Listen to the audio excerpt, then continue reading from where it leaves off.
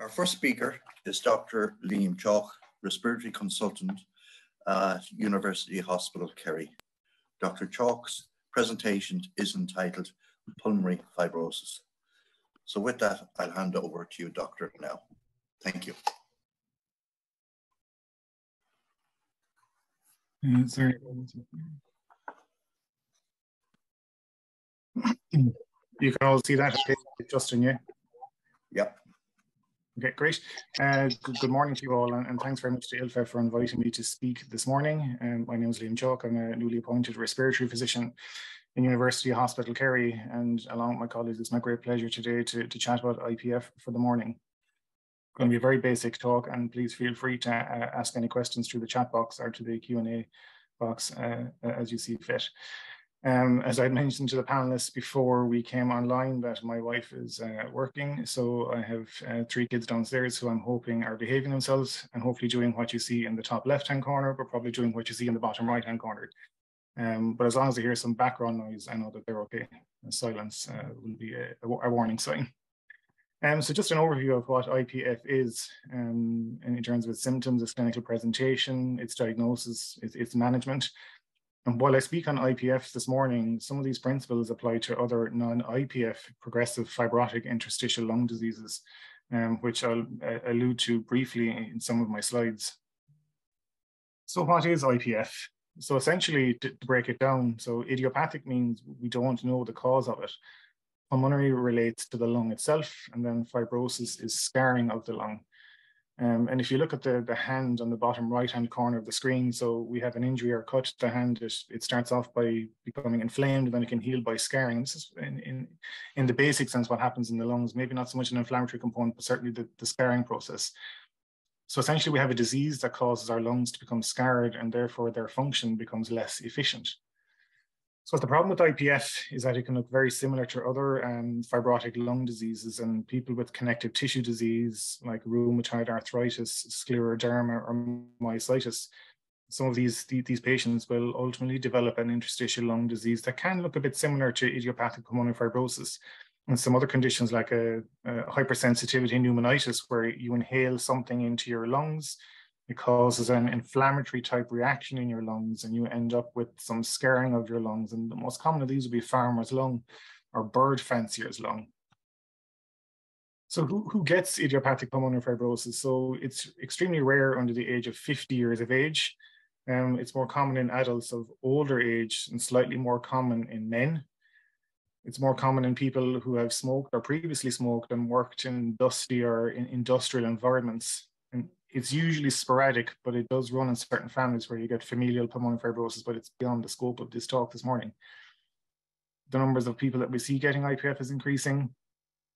And that's what the most important thing that we try and do in the clinic or in an inpatient setting is that we differentiate IPF from other forms of interstitial lung disease in terms of how we manage IPF going forward, because it's quite different to how we manage some of the other interstitial lung disease. So it requires exclusion of other forms of interstitial lung disease associated with environmental exposures such as farmer's lung or bird fancier's lung or hot tub lung or mushroom lung, medications that might affect our lungs, and other systemic diseases that I've alluded to in the previous slide, like rheumatoid arthritis and scleroderma. So when we see someone in a GP setting or in an respiratory outpatient clinic or an inpatient in a hospital, I suppose IPF we should always consider in someone that's over 50 plus they've been breathless for a period of time, usually months to 1 or 2 years. They can complain of a dry cough that doesn't have any particular pattern to it. They're just coughing throughout the day. It's usually dry. When you listen to their chest with a stethoscope, you can hear these Velcro crackles, and it's like you're rustling your hair between your fingers. That noise that it makes, that's the type of noise that we hear on auscultation of the chest. And then depending on how advanced they present, we can get this phenomenon called finger clubbing, which is changes in the shapes of the nails of the hands and the feet. I'm just going to see if it works in terms of trying to play my slide here as in terms of the audio as to what we can hear when we listen to someone's chest. Hopefully it works. And I don't think it is. Anyway, essentially, if you rustle your fingers, your hair between your fingers is essentially the sound that we hear when we listen to someone's chest. In terms of risk factors or genetic factors, so cigarette smoking is probably the biggest risk factor for someone with IPF. environmental exposures, so metal dust, brass, lead, steel. So in terms of your occupation, we normally go through it in detail when you come to the clinic. In terms of your other backgrounds or other exposures. Farmers, we go to their background in terms of what they've been inhaling on throughout their daily work in terms of mouldy hay, any dust from nuts they're feeding cattle, etc. Someone that might keep pigeons or budgies or work with them, keep them as pets, etc., and can develop bird fanciers lung, and then stone cutting, again, inhaling a particular dust. Currently, there's no genetic risk factors associated with sporadic IPF that we know of, but in terms of familial pulmonary fibrosis, there are, but again, beyond the scope of this talk this morning. So in terms of the investigations that we do, I say in the outpatient setting, but equally if there were an inpatient and they had an abnormal chest X-ray that prompted us to investigate them for a type of interstitial lung disease. So bloods we normally check, so they're inflammatory markers, autoimmune bloods to exclude or include rheumatoid arthritis or scleroderma, or myositis. We can also check various antibodies to determine if someone has risk of farmer's lung or bird fancier's lung. Pulmonary function test allows us to assess someone's lung function with their basic lung function when we first meet them, and then following sequentially throughout their lifetime when they come to our clinic. And some of you may have had it done, some of you may be waiting to have it done, and it's not easy to do it. But it's a part of the basic workup that we do to determine the severity of someone's interstitial lung disease. Usually the first port of x-rays in terms of imaging that we do is that always everyone will have a chest x-ray done initially that kind of, I suppose, heightens our suspicion that there's some fibrotic looking changes on an x-ray, but it's a 2D representation of a 3D structure. So we always progress on to having a CT scan of your chest. Again, not easy to do when you have to lie down and hold your breath in someone that's particularly breathless. So we do appreciate that, but it gives us a huge amount of information in terms of the anatomy of someone's chest with potential idiopathic pulmonary fibrosis. I suppose another test I suppose a staging test or something we do in the outpatient clinic when someone's chronically well is a 6-minute walking test in terms of the distance that they walk, what their oxygen levels are at the start and every minute throughout the test, and how breathless they feel, and whether someone needs. So we use it, I suppose, in terms of monitoring someone's progress, monitoring someone's response to treatment, or whether they need oxygen full time, or whether they need it only when they exercise. But these are kind of the basic tests that we do when someone comes to the outpatient clinic. So in terms of idiopathic pulmonary fibrosis, it's an exclusion of all the other causes of ILD. So when you come to the outpatient clinic or in an inpatient setting, we go through a thorough history in terms of any exposures, any drugs that you might be on that cause interstitial lung disease, any features of a connective tissue disease, any family history of pulmonary fibrosis. We send off the various bloods that I've mentioned in the previous slide or two. And then I suppose our diagnosis is based on the presence of all the hallmark features on your CT scan of idiopathic pulmonary fibrosis, where we've excluded other causes, and therefore no lung biopsy is required. If the CT has some of the hallmarks of idiopathic pulmonary fibrosis, we may need to proceed on to having a lung biopsy performed, which can be done in a couple of different ways. I suppose international best practice, and you might have heard some of your consultants telling you this, is that we need to discuss your case at an MDT. So at that stage, we will have collated all your information in terms of your history, what we find in examination, all your blood work that you've had done, any imaging in terms of chest x-rays and CT scans that you've had done. And we discuss each patient at our multidisciplinary team meeting, which should consist of at least 2 respiratory physicians, a radiologist with a special interest in chest pathology or chest interstitial lung disease, and again, pathologists in terms of reporting lung biopsies, and again, with a special interest in interstitial lung disease. And at the end of each of these MDT, we have a diagnosis and a plan for each of our patients. This is just a slice, and they're not the same patient, and they're not at the same level, but just to demonstrate the image on the left is what a normal lung would look like. So on the right is your right lung, this black structure here, and on the left is the left lung here. This circle, can you see my arrow, Justin, actually? Yeah, we can, yeah, Brent. So this circle is the main windpipe, your trachea. This slit-like structure here is your esophagus, and this is probably the main blood vessel in the body, the aorta. And on the right, you can see lungs with idiopathic pulmonary fibrosis, where you see all these little holes or cysts here. This is called honeycombing. If you can imagine a beehive or a honeycomb stack with all these little holes stacked on top of one another. And usually when the lung starts to fibrose, the lung starts to shrink down, so you lose volume in your lungs. I don't know if you can appreciate this little structure here from my arrows, but this is an airway within the chest. And normally we don't see airways out this far. So we normally see them close to the center, close to the heart, close in terms of this area here. But as the lung starts to fibrose and it starts to harden, it starts to pull airways apart. And you can see them again a bit closer then to the periphery of the lung here. So these are the kind of features that we look at when we're suspecting someone with interstitial lung disease or idiopathic pulmonary fibrosis. Excuse me. So the key principles of management in terms of is, I suppose, number one, maintaining physical fitness, and that we use oxygen when needed, and pulmonary rehabilitation programs. The pulmonary rehabilitation programs at present are usually in the hospital, but with the integrated chronic disease respiratory care program, a lot of pulmonary rehabilitation for COPD and other chronic respiratory diseases are now being moved to the community. Some of you may still be doing them in the hospital, some may be doing them online in conjunction with the hospital, with ILFA, with Eimear. But the majority of these will ultimately move to the community. Just in terms of Kerry, there's a very much an integrated physiotherapy department in that the physiotherapists go to the community, not necessarily a respiratory hub as part of the integrated program, but in terms of if they get a couple of referrals for pulmonary rehab to fill a class in Carita, the physios go to the patients as opposed to the patients coming to the physio department or to the hub where the respiratory care program will be run from. It's important to maintain general health, and I suppose a lot of people with idiopathic pulmonary fibrosis will have other comorbidities like hypertension, may have coexisting COPD, may have obstructing sleep apnea. So it's a case of, I suppose, optimizing the management of those treatments as well as for interstitial or for idiopathic pulmonary fibrosis.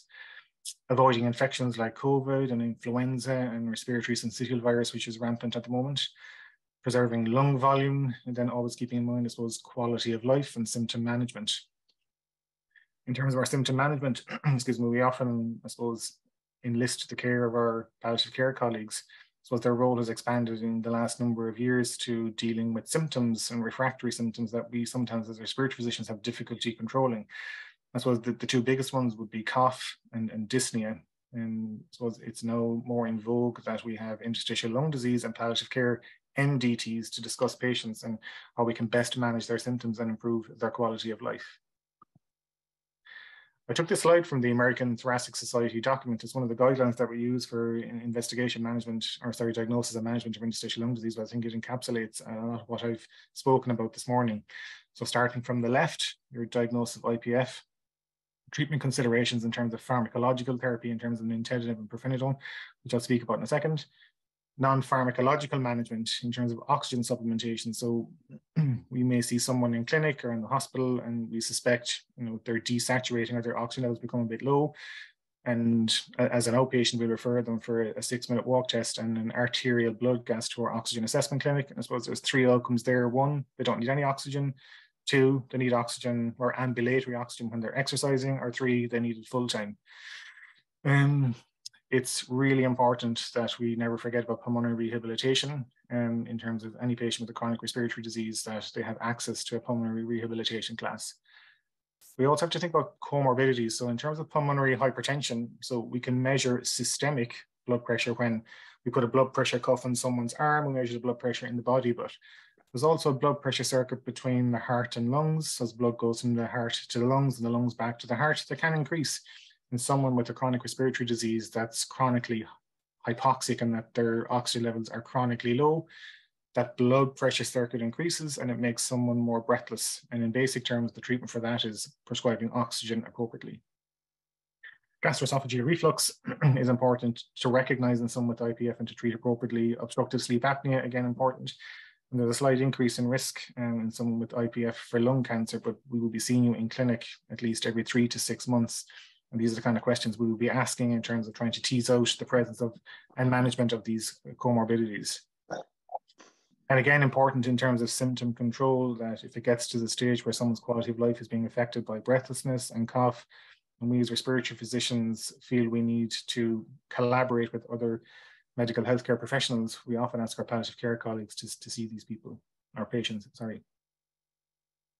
In terms of if someone continues to progress, whether they're on antifibrotics or not, that we always have at the back of our mind lung transplantation, which is done at the National Heart and Lung Transplant Unit in the Martyr in Dublin. And this is always at the back of our mind and when to refer people appropriately.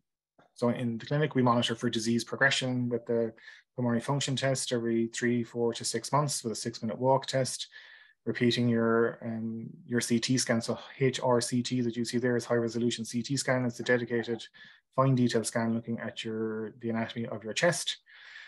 If you think that someone's acutely exacerbating in that, what we mean by that is that you become more breathless and your cough becomes a bit worse over a short period of time in terms of days to a few weeks. And there's always, I suppose, a slight increased risk of pulmonary embolism. And if we do consider that, then a different type of CT scan is required. The treatment for an acute exacerbation, usually these patients need to come to hospital for those high-dose corticosteroid therapy. The evidence is weak, but it's some evidence that we do have. And then that we're monitoring for someone that may or may need oxygen, and again, referred to palliative care and our transplant colleagues as appropriate. Again, Eimear will speak about this, but pulmonary rehabilitation is the single biggest thing that you can do for yourself in terms of making you feel better physically and psychologically.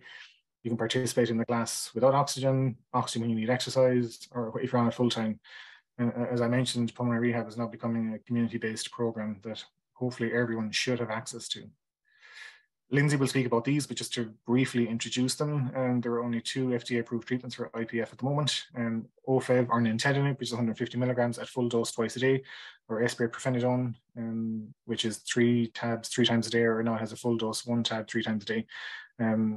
So the purpose or the aim of these medications is to slow the rate of decline, and how they do that varies from person to person. And it's not their rate of decline is not predictable in any way. There are some side effects associated with them. Briefly with esbriet, it's photosensitive, and that if you're exposed to too much sun, you can get a photosensitive rash. It can affect your liver function test. You may feel nauseous on it. In terms of nintedanib, it can affect your liver function test, and again, can make you feel nauseous with some diarrhea. But I suppose what's important here is that if you are on them and you've newly started on them, that in terms of managing the side effects, that you liaise with us or teams, respiratory clinical nurse specialists, respiratory advanced nurse practitioners in terms of how to best manage these. And sometimes we won't stop them. We will dose reduce and tell you to take less of a dose for a period of time and then to up titrate as your symptoms in terms of side effects become under control. But there are a certain proportion of patients that can tolerate oral antifibrotics, and I suppose there's no guidance that in terms of whether we should start one on nintedanib or pirfenidone or vice versa. Sometimes we start them on one, they can't tolerate, we switch them to another, and in some cases, patients can't tolerate either. COVID has been challenging, and it's a highly infectious virus, and it's a bit more cumbersome in those with chronic respiratory disease. We've been limited in our capacity to see patients in clinic and for pulmonary rehab classes, but we're slowly getting back to inpatient pulmonary rehab or in-person pulmonary rehab classes. It has been challenging in terms of pulmonary function testing, in that we haven't been able to do as many per day as we would like because it's an aerosol generating procedure, but we are getting back to pre-COVID, somewhat pre-COVID levels. So IPF, it's an extremely complex disease with many drivers. However, we do lack some good understanding of the individual patient differences and why some patients progress at the rate they do, why some patients don't respond well to the antifibrotics, why some progress faster than others, why some don't tolerate some of the antifibrotics, why some tolerate one over the other. So we lack some understanding in terms of that, but there's ongoing research to try and address each of these issues. The research is important in terms of this trial. I'm not going to bamboozle you with information, but it was a trial that was done nearly 10, 12 years ago at this stage, looking at corticosteroids, an immunosuppressant drug, and a drug to try and help suppress cough. It was found to be deleterious in patients with IPF, and it was terminated quickly due to the increased morbidity and mortality with it. So it is important that we do clinical trials and that the medications that we are giving people have a benefit. I just put a link here at the bottom of the screen, but it's essentially www.clinicaltrials.gov, and into it you can put in the condition idiopathic pulmonary fibrosis, and you can select the country, Ireland, and it will tell you about all the clinical trials that are starting, that are currently recruiting, or that have completed in idiopathic pulmonary fibrosis, and also nationwide. A lot of these clinical trials that are done will have a centre or two in Ireland. A lot of these international trials, that are being done will have a centre somewhere in an interstitial lung disease clinic in Ireland. And so it's worth checking them out, or asking your respiratory physician if they're aware of any clinical trials that are ongoing at present, and if they're eligible to be enrolled if it's indicated. So just to summarize, it's a progressive lung disease that's becoming more common. And we always need to think about if someone is progressing despite appropriate treatment with oral antifibrotics, that we consider referral to the transplant centre. Exercise and maintaining general health, along with the oral antifibrotics, if appropriate, managing comorbidities such as pulmonary hypertension, gastroesophageal reflux disease, obstructive sleep apnea, are all really important in terms of managing someone's overall health. And clinical trials and translational research are important in terms of developing new personalized treatment for patients once we gain better understanding of the treatments of IPF. And that's all I have to say. Thank you. Well done, Liam, and no disturbances from your kids downstairs. I'm just going to get you to start your video there again. I have a couple of questions in here for you. Question for Liam: what's the best advice in the current climate of what to do when you have an acute extubation? Is it A&E or GP?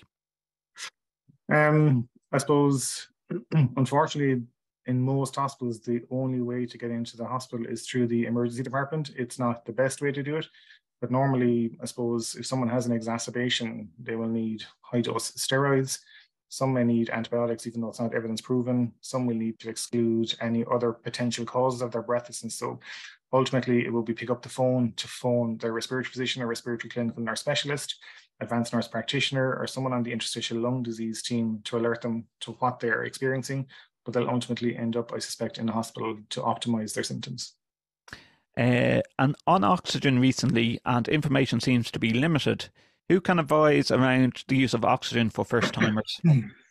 So usually, I suppose, if I was prescribing someone oxygen, I would give them the information for it in terms of a leaflet, and it's very much hospital dependent, but there is a guideline on the Irish Thoracic Society website published about 5-6 years ago. I'll have to double check when it was published, but there is a guideline on the use of oxygen for someone with IPF, with interstitial lung disease.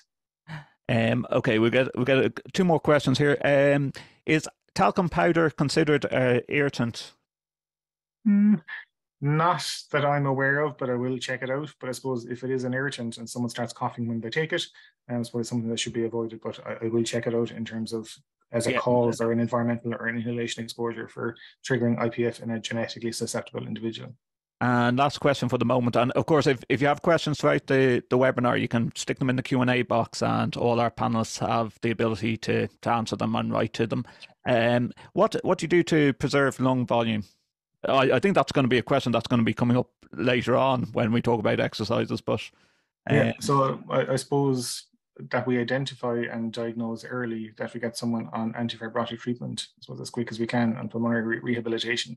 So it's one thing that will reduce your lung function, and that's been evidence-based, is an acute exacerbation. So it's a case of trying to reduce or eliminate your risk of acute exacerbation. So they're kind of the basics that we can do in terms of preserving someone's lung function. Great, thanks for that, Liam.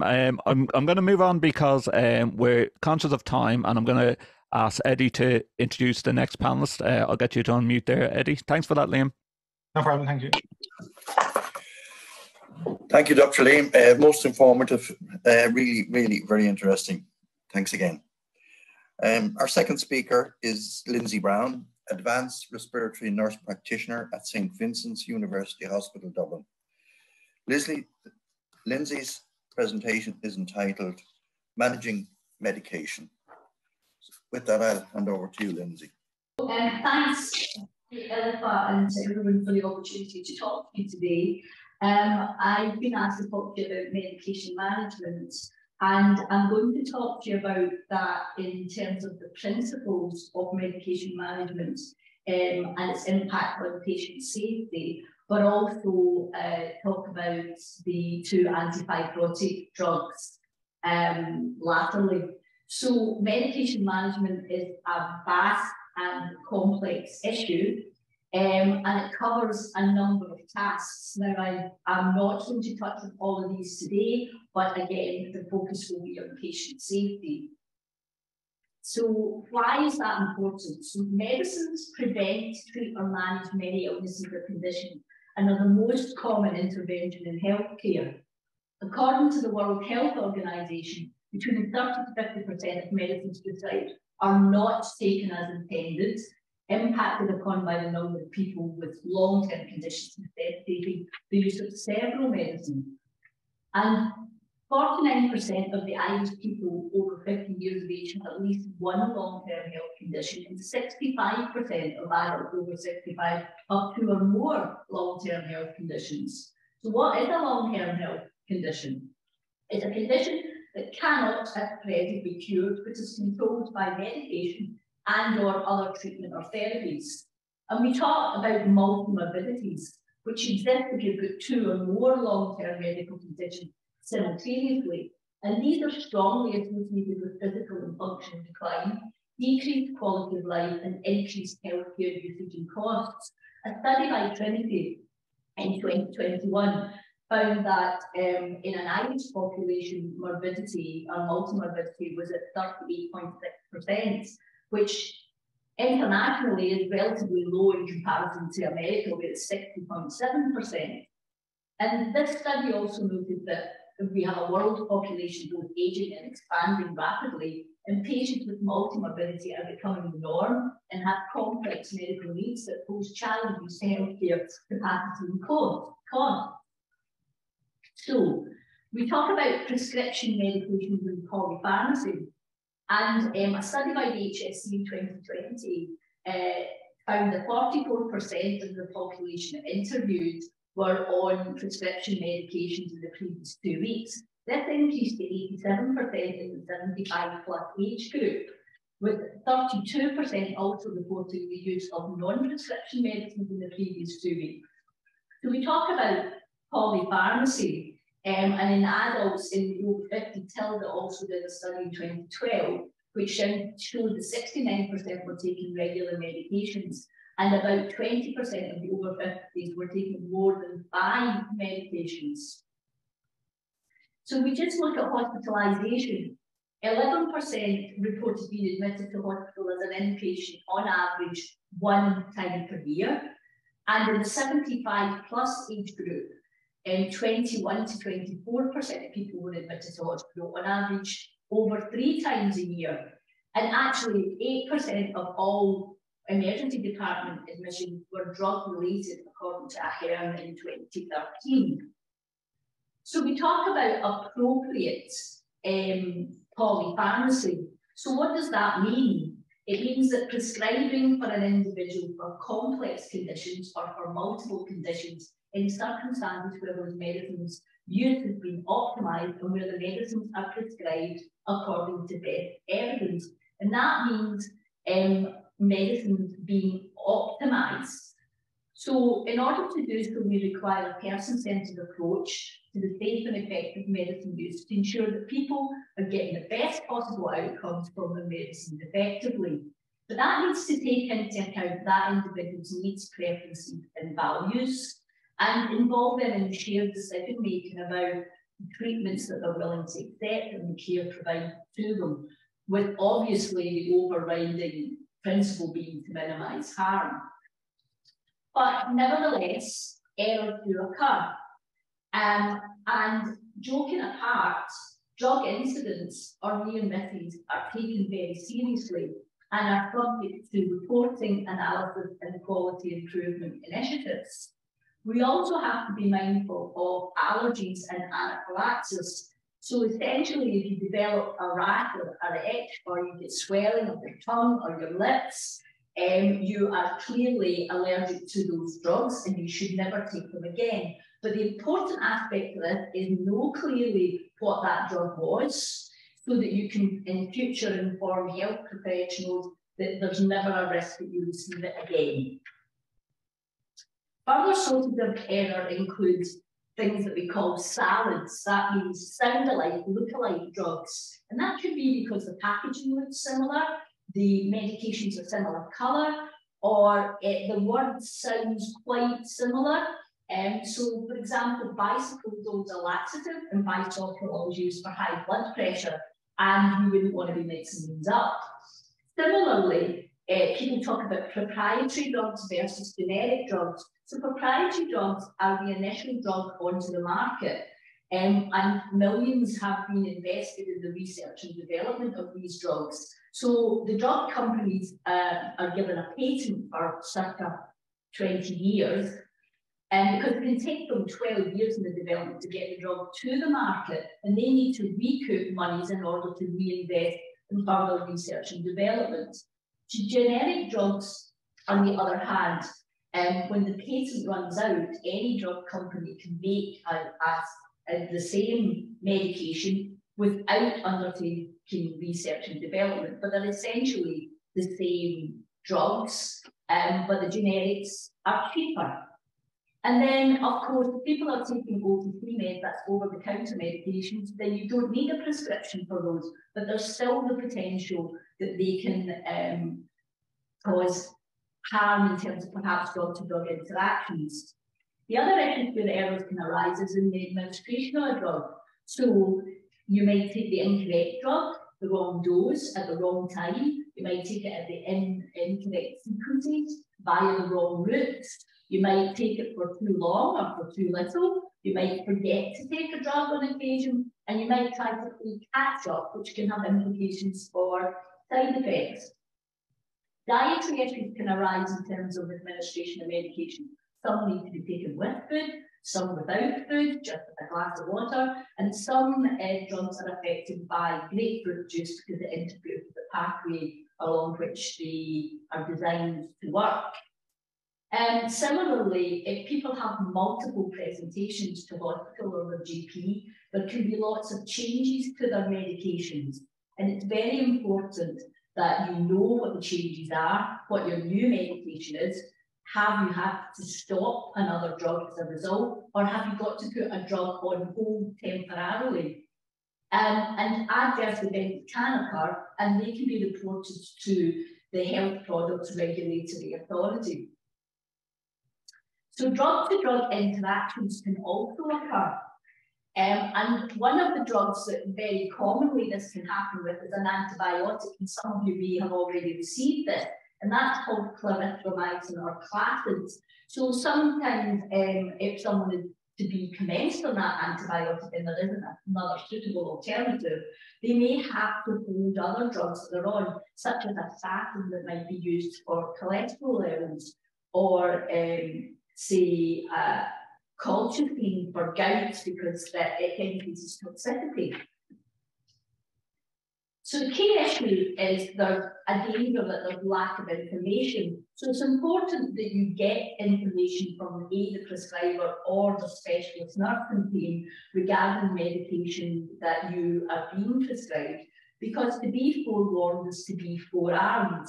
And also, for every medication, there is a summary of product characteristics, or indeed a patient information leaflet within the package that you can refer to. And if you have any concerns, you can contact your healthcare professional for further advice. So this brings us on to the question of how drugs are processed in the body, and that's called pharmacokinetics.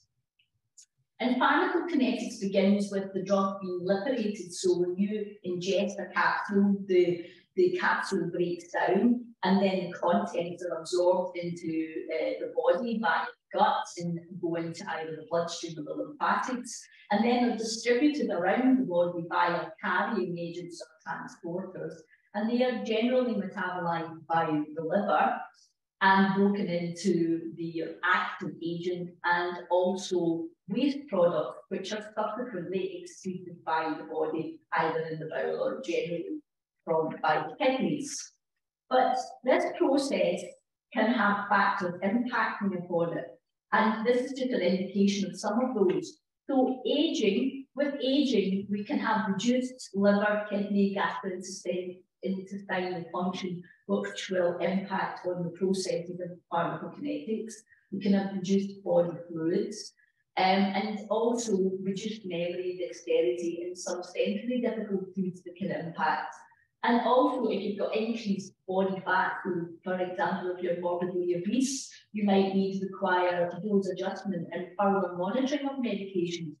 And the operating pharmacists use a formula in order to work out what the appropriate dosing would be. So how do we reduce risks?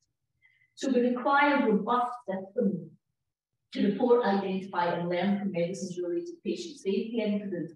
I've mentioned the HPRA, but every profession has a professional body, so the NMBI for nurses, the IMC for medical staff, and the PSI for pharmacists. But similarly, the government issue guidelines that institutions have to follow in relation to patient safety, and each institution will have its own policy based upon these guidelines. But key to this process is communication systems between care settings. So if a patient gets admitted, they could get transferred to another setting, and a letter accompanies them that indicates their medication. You get discharge prescription, letters get transferred from hospital to GPs, and similarly when you attend your outpatient department, your GP will get a letter.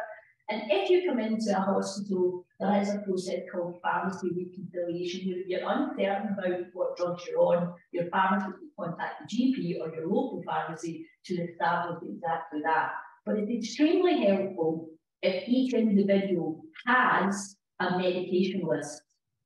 And an example of such would include the drug name, the dose, the frequency of use, the reason why you're taking it, how long you've been on the drug or how long you have to be on the drug, and who the prescriber is, in order that if any issues arise, you can go back to that individual to report it and get guidance. So the other means of reducing the risk is to ensure that that medication list is constantly updated when new things are started, stopped, dosage changed, or the reasons for it. And it's important at the early juncture with any new medication that you report the side effects early and that you're aware of the red flags, as we would call them. So that's the danger signs that warrant early review. Share your drug information with your family and your carers, and know what the monitoring of that medication involves and when it should be reviewed, know when your follow-up appointment is, and have contact with your Sheahan of your, perhaps your specialist nurse that you attend in the clinic. So I'm going to move on and talk about each of the antifibrotic agents. So nintedanib, we know is an antifibrotic therapy. It comes in capsule form. It's a tyrosine kinase inhibitor, and it targets these growth factor receptor sites, blocking the pathway involved in fibrosis or scar development. It's administered twice daily, approximately 12 hours apart. It should be taken with or after food and swallowed whole with a full glass of water, and it comes in 2 doses. The initial dosing is 150 milligrams, but should someone be unable to tolerate that, we can reduce the dose to 100 milligrams if it's available on a high-tech prescription. So what do we know about it? Well, it's called OFEV or Vargatep. It slows disease progression by reducing decline in lung function, reduces acute exacerbation risk, helps to maintain health-related quality of life, and it's subsequently been licensed for use in chronic fibrosing interstitial lung disease, which have a progressive phenotype, including rheumatoid arthritis, progressive pulmonary fibrosis, and scleroderma, or progressive pulmonary fibrosis. When you start nintedanib, your doctor will ask you the following before prescribing it. So if you've had it before, have you had any sensitivity reactions? Do you have any other liver disease? Have you got any alcohol issues or drug use? Have you had heart disease or a previous heart attack in the last 6 months? Do you have a history of bleeding issues, so blood clots, haven't had a bleed, or are you on anticoagulant therapy? Are you planning any elective surgery? Do you have a peanut or soy allergy? And again, it's never prescribed in pregnancy or breastfeeding because we don't know the risks. There are special instructions with this drug, so we said it should be taken twice daily, 12 hours apart. If you miss a dose by more than an hour, you should not try to play catch up. You should resume your treatment at your next scheduled time and at the recommended dose. You should never exceed the 300 milligram dose in a day. And if you're having side effects, it may be possible for us to give you what we call a drug holiday. So we would temporarily interrupt treatment and perhaps get your liver function rechecked. And then if that normalizes, we may consider reintroduction at a lower dose. And then there's dietary advice, which I'll come back to in a subsequent slides. This drug potentially can have interactions, and there are either P-glycoprotein inhibitors or P-glycoprotein inducers. The inhibitors will increase exposure to nintedanib, and the inducers can decrease exposure to nintedanib. So they affect basically your blood levels. And then in terms of adverse effects, so diarrhea would be the kind of major concern with nintedanib.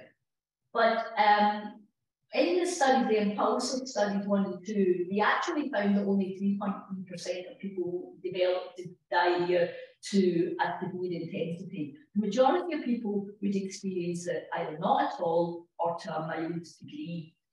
The danger therein would be dehydration, stomach cramping, and sore skin around the perianal area. So the way in which you manage this is that you avoid laxatives and high fibre foods. You should always carry anti-diarrheal medication with you. That's called loperamide. You should start that treatment early with a loading dose of 4 milligrams, and at each subsequent episode of diarrhea, take 2 milligrams, up to a maximum of 16 milligrams in a day. You need to drink plenty of fluids, so keep water and drink it sipping over the course of the day to prevent dehydration. Avoid gaseous drinks. Eat small amounts much more frequently. Avoid coffee because it can increase gut motility, so the speed of your gut.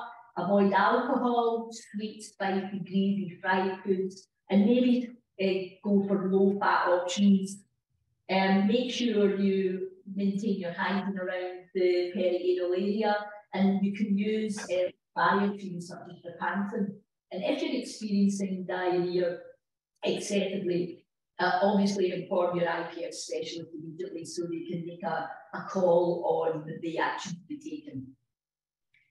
Now, the drug is metabolized by the liver, and so we need to ensure the liver doesn't get put under strain, and that is, we need to make sure that you don't become jaundiced, get abdominal pain, get nausea, vomiting, have dark urine, or feel exceptionally more tired than usual. So anybody that gets commenced on this drug gets baseline liver function tests done to make sure that there's no derangement before you start the medicine.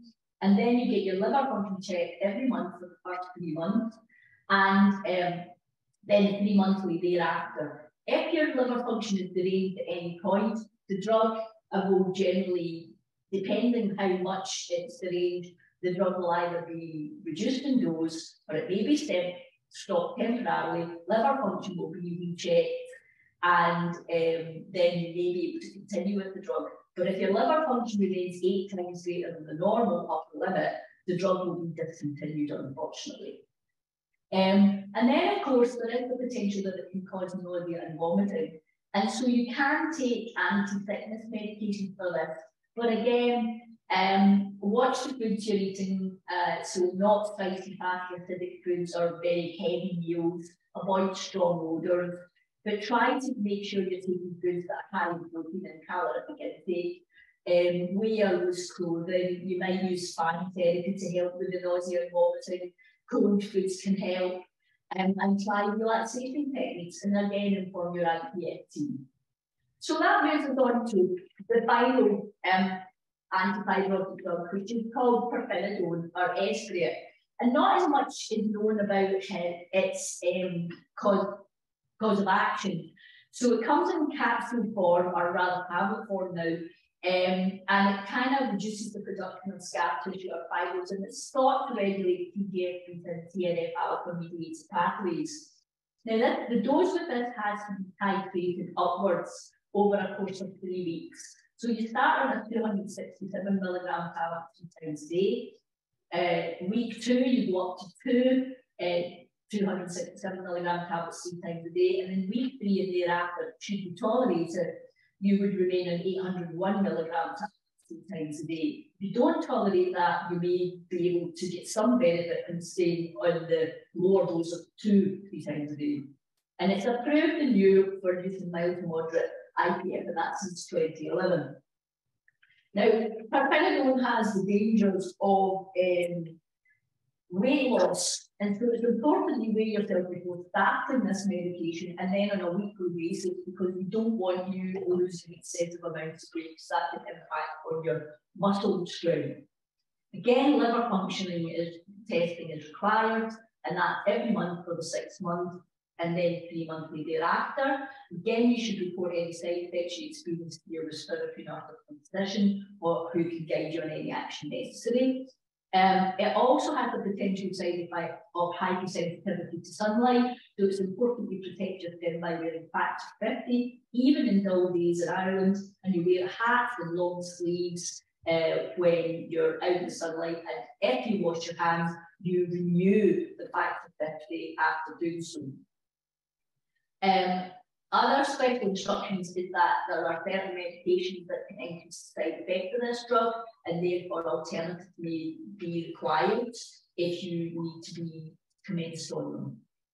And further special instructions are it should be taken with food and water during or after a meal. Swallow the tablets whole, don't chew them. Again, avoid grapefruit juice. And if you need a drug called a proton pump inhibitor, which reduces acid production in the stomach because you suffer from reflux, then you can't be on omeprazole, and an alternative can be found. And rifampicin, a type of antibiotic, also you can't have this if you're on pirfenidone.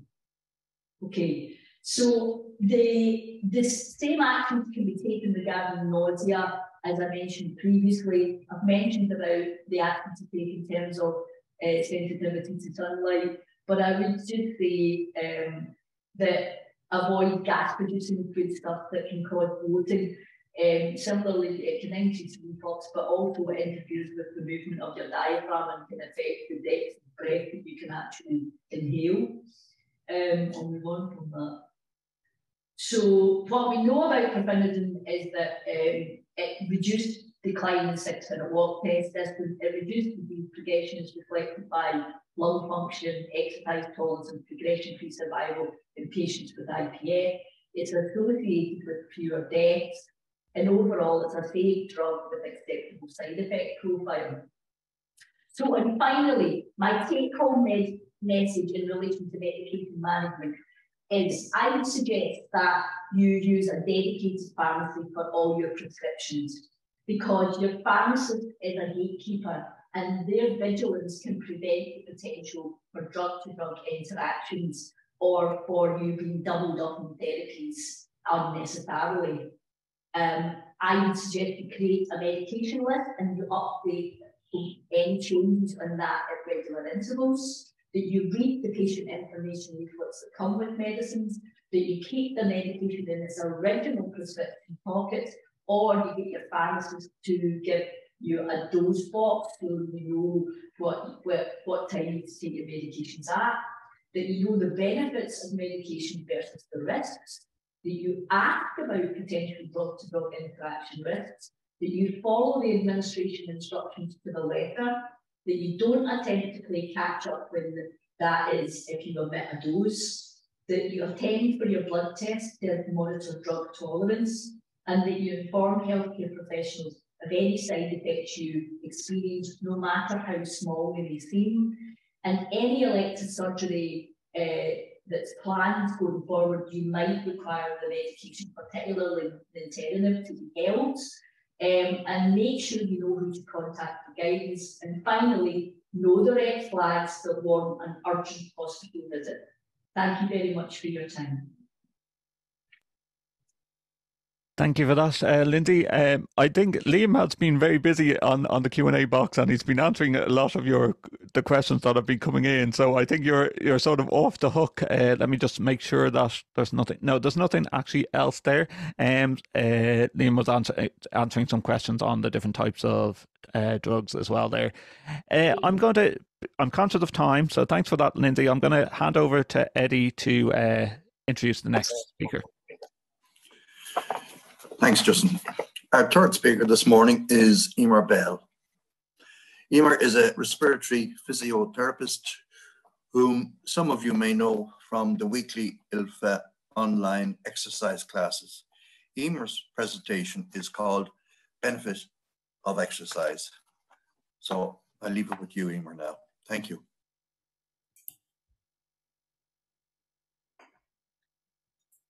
Okay, so what I'm going to be talking about first is I'm just going to talk a bit briefly about just what is exercise. So we often kind of use this word and sometimes maybe we don't really know what we're really talking about. Then exercise as part of our overall our wellness. And then I'm going to look at the benefits in detail. So kind of like different systems of our body, how it can improve the functioning. Then I'll have a look, or we'll talk about just in relation to lung fibrosis specifically. And then I'll mention also just some of the scientific evidence that is available at the moment, and then how we can achieve this exercise or physical activity, and then a little bit about how much that we should do. Okay, and also I'll be available for questions as well. So what is exercise and lifestyle physical activity? So often we'll mention or talk about exercising, and then sometimes people will wonder, but what about maybe the activities I do during the day and whether these are also part of it, and they are.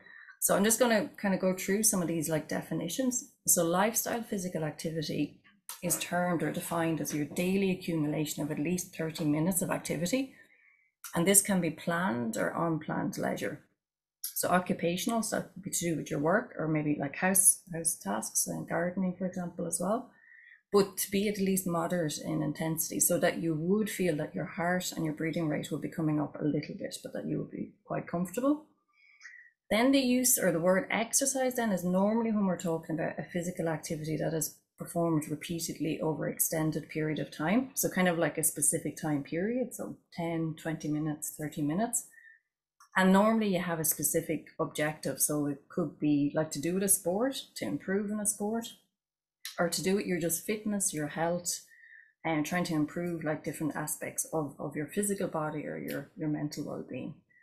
Then physical activity, like you'll see in the definition, that really it's any movement produced by skeletal muscle, so by our body, so a contraction of these muscles that results in a substantial increase in energy expenditure over resting level. So I suppose it's a fancy way of saying that you're kind of basically working different parts of your body, which means that your heart will have to work a little bit more, and also kind of like your lungs.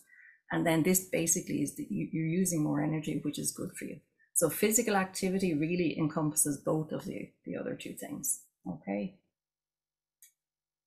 So the topics then, yeah, so that's what we just talked about then, exercise. Oh, sorry, I'm the wrong way. Okay, so yeah, then often again, we talk about exercise and how it's good for us, but sometimes I think you can hear this and we maybe kind of switch off a little bit, the same as like if you're told to eat well and so on. But I think if you have a good understanding really of how really important it is for you, it can really help like your engagement and kind of really deciding to have it as part of your life. So a way it has been described, and I see it, is that it's a key component to your overall well-being. Okay, so it's one of these keys for you to kind of function as best possible at any given time. So other components will be good food, so like good nutrition, hydration, adequate sleep, and safe and comfortable environment. So this will be your home or even where you're working, healthy and caring relationships, sense of well-being, and then what I'm kind of talking about, physical activity. Okay. So yeah, so just again, to emphasize this again, one of the keys to for maintaining or being part of like your overall wellness.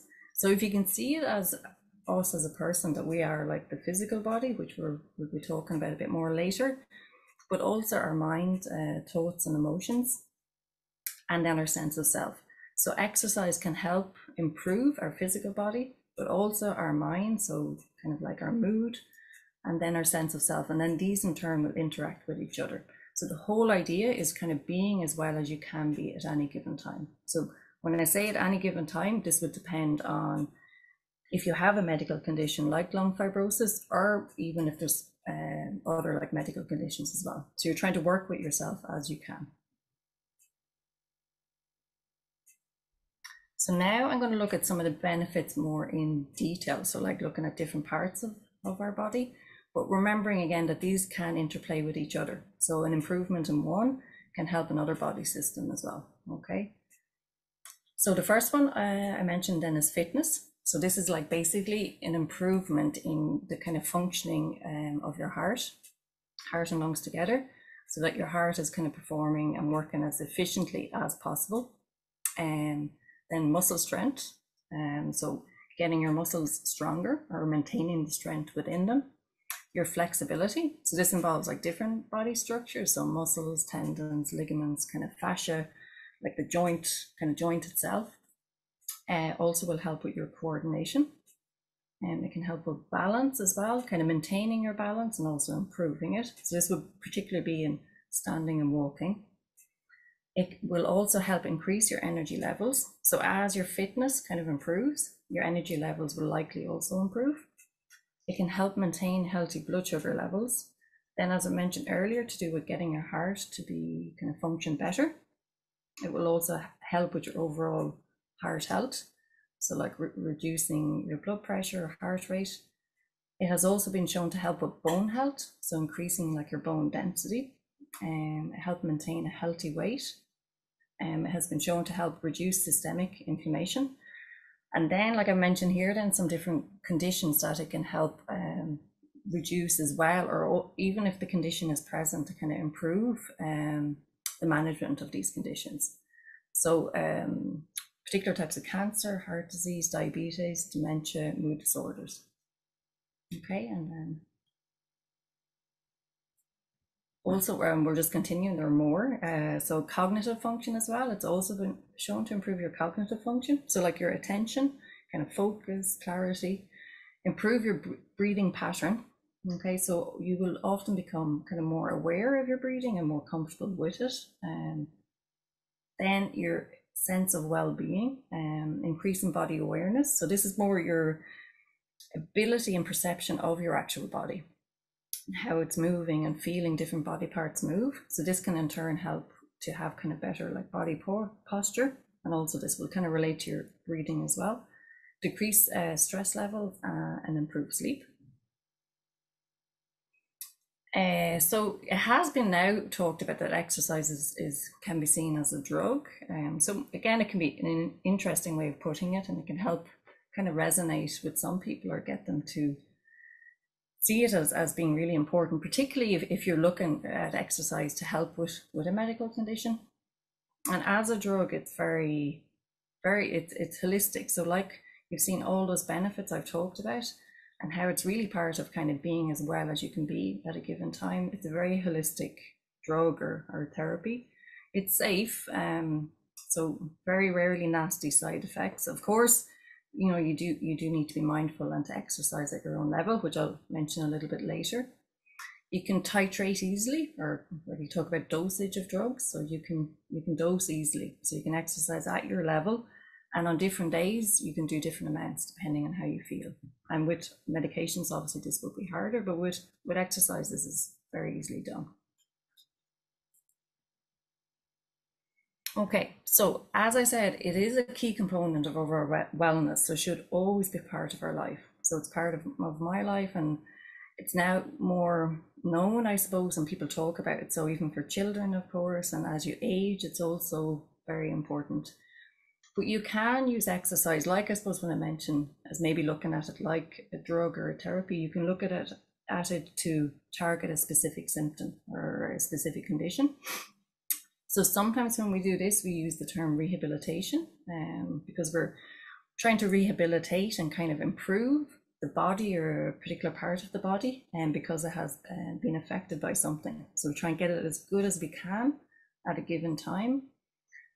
So often the exercise is a bit more specific, but then once this is done, I would definitely emphasize seeing again exercise is just part of your life or physical activity. So again, that it's not just for a particular period of time or not just for an illness.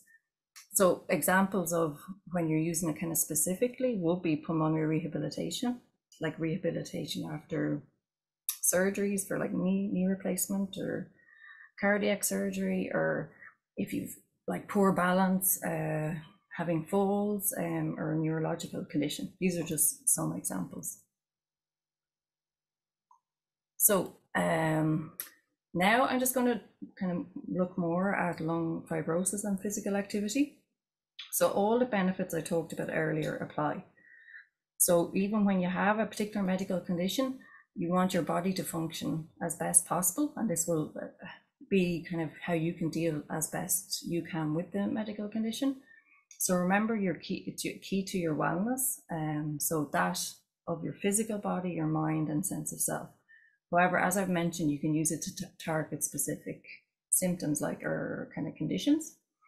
So in lung fibrosis, then, I suppose the first and thing that we probably I suppose the most important would be the cardiovascular kind of and respiratory. So trying to get your heart to be kind of as strong and as function as best possible, so that it can work efficiently. And then also your breathing muscles, so particularly like the diaphragm, but also there's accessory other muscles that help, which are up more around our neck area.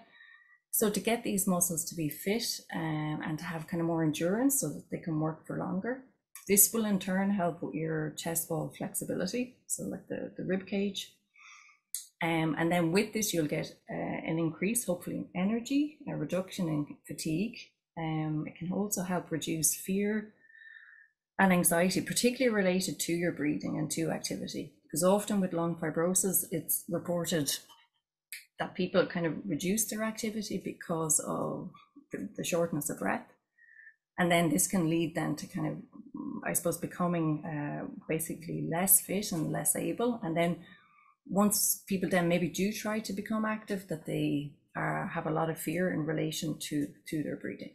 Okay, so it can help improve your breathing pattern also, and then overall improve your sense of well-being. So scientific evidence then for exercise and lung fibrosis. There is evidence available. Now there isn't a huge amount of evidence, but this can be the case often, and sometimes we know something is good, and sometimes the evidence has to kind of come afterwards. But there was a kind of a large review in 2021. So this is what's called a Cochrane review, and it looks at the evidence that is there. And they often have a question and see kind of what is there and does it prove it. So they were looking to see if pulmonary rehabilitation was of benefit in lung fibrosis. And basically what they saw is that it is of benefit and it has very positive results. Then there are other clinical guidelines in relation to lung fibrosis, and they also mentioned the use of pulmonary rehabilitation. And Lee mentioned this earlier in his talk, I think to do with the American Thoracic Society. Okay. So what they looked at, so kind of the clinical measures will be, they're looking for improvements in exercise capacity. So like maybe your 6-minute walk test, looking at improvement in a reduction in shortness of breath, and then improvement in quality of life. So how then you can get this or do this exercise and physical activity is, again, like we talked about earlier, I think it should be the focus on physical activity. So you're looking at basically exercise and activity throughout the day. And both of these are very important. So what would be good if you could have a combination of aerobic, so kind of for your heart, lungs. So this is kind of like normally a whole body activity, like walking, cycling, stepping. Then some resistance, so that would be like kind of doing weights. Then something to involve maybe some flexibility as well. And then a focus or improvement in breathing or breathing techniques. The exercise or physical activity can be structured or unstructured. So an example of like structured exercise would be the ILFA exercise classes, or other exercise classes that you can attend, pulmonary rehabilitation program, obviously. And these, again, Liam mentioned those, and they have been traditionally in hospitals, but now are moving more out into the community. They're often for a period like of, I think, probably about 8 weeks. The ILFA ones, I'm not trying to promote them, well, I am promoting them. They are actually like every week, and it's twice a week. So it's not just for a period of 8 weeks. So this is, again, really good because it has the bring an exercise into your life, and it's not just for a specific period. The pulmonary rehabilitation is very good because it can really improve your physical fitness, particularly if you haven't been active for a period of time, and there's a lot of assistance and supervision and advice as well. Then other activities like walking, cycling, dancing, yoga, golf, like other sports, like I'm not going to go through all of them obviously, weight training, swimming, tai chi, also like an exercise program that you could do at home. So this will be slightly more structured, and that could be provided by a physiotherapist or a fitness instructor. So how much? So this is something obviously that does come up for everyone, whether you have a medical condition like lung fibrosis, or even if you don't, often people, they're not really sure really how much they should do.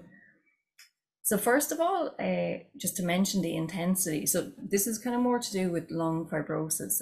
Like some people would exercise to quite like an intense level, but with lung fibrosis, the advice and even the research is saying to exercise at a level of what we call moderate.